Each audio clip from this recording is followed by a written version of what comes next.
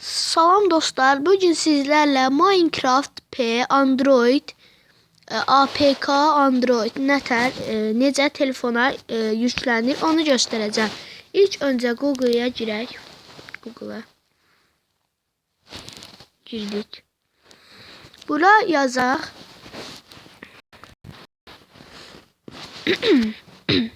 Başlayalım.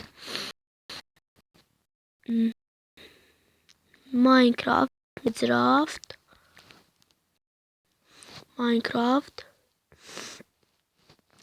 hansı ben 15.0 göstereyim.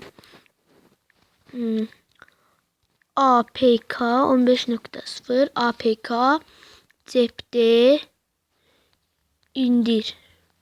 Bunu yazırıq, giririk.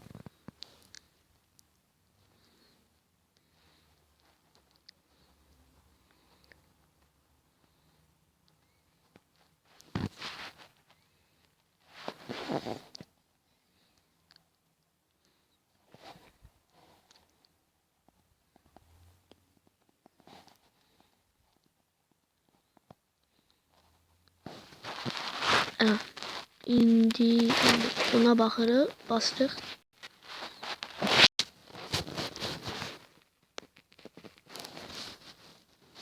Aha.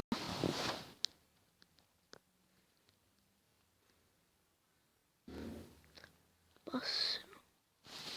Açılmağı gec olur, Wi-Fi yazdır. Bir xətt.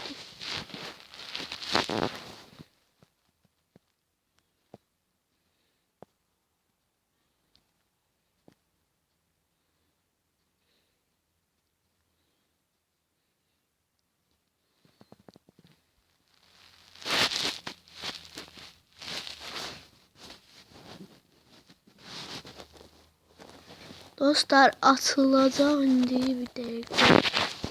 Çıxaq.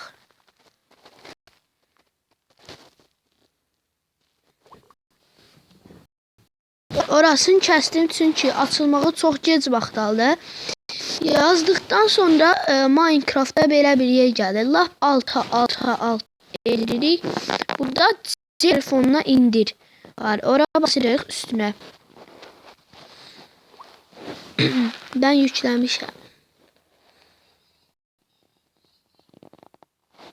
Sonra ola bilsin də burada altda nəsə yüklən. Oka basın onda. Bu qədər dostlar. Sağ olun.